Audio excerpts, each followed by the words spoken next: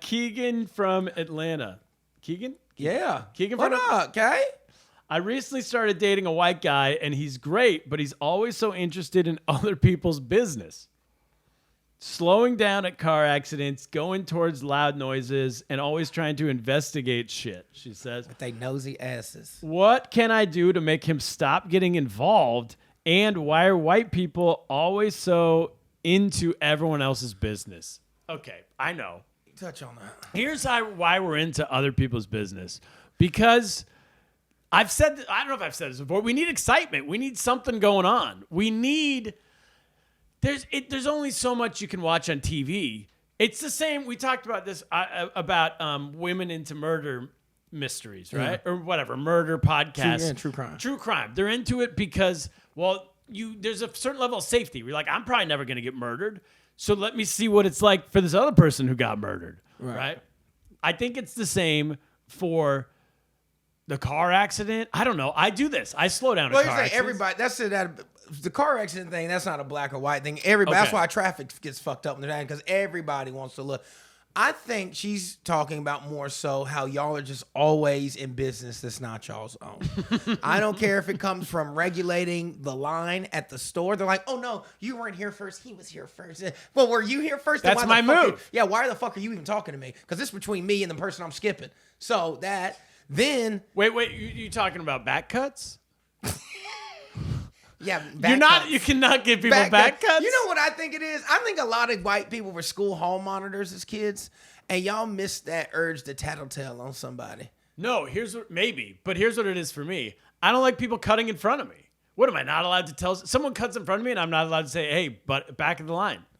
There's a line. But you don't know. You can't yell. The thing is, y'all will say that without knowing the full story. You didn't know that I was holding her place in line while she walked off. So now you're over here monitoring shit like she wasn't right there. It's like, you don't know what the fuck's going on. Just double Mind checking. your business. Just double checking. That's why we get mad because we're like, who the fuck is this? Yeah.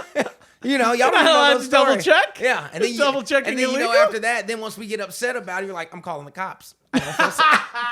It escalates so fast. I call the cops on somebody who cut in line. Yeah. Oh, 100%. He's threatening me. Yeah. All right. They don't like that. That's true. I guess that's true for some people. For me, I do like an orderly line. I had people, I was in line. You ain't got nothing else better to do than to monitor the line because if there's no rules, there's chaos. That's how you feel. That's how I feel. Yeah. And also, I have nothing better to do. But no, mostly I don't want someone to.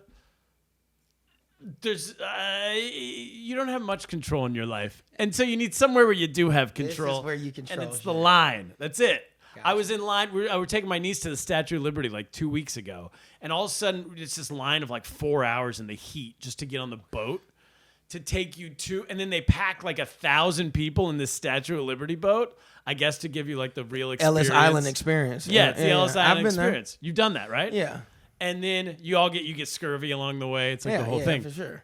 That line is the worst line on earth. I'm standing in the line for like an hour, and then like 40 guys just come and pass me in the line, and no one says anything except me.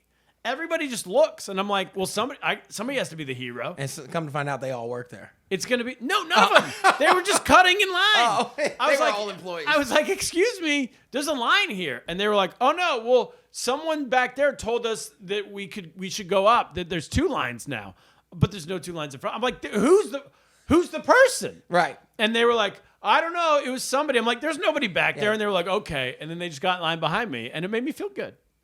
So you're like Batman. It made me feel good, a sense of a little respect, you know. You should be a cop, Turner. Maybe I do want to be a cop. Y'all all do. And get that old anger out, unarmed, civilian. It might feel good. Oh my God. Patreon. Patreon. Should we go to cop school? Turner and Phil. It's a new cop show. There we go. Oh, it's a reboot of Turner and Hooch, but I'm the dog.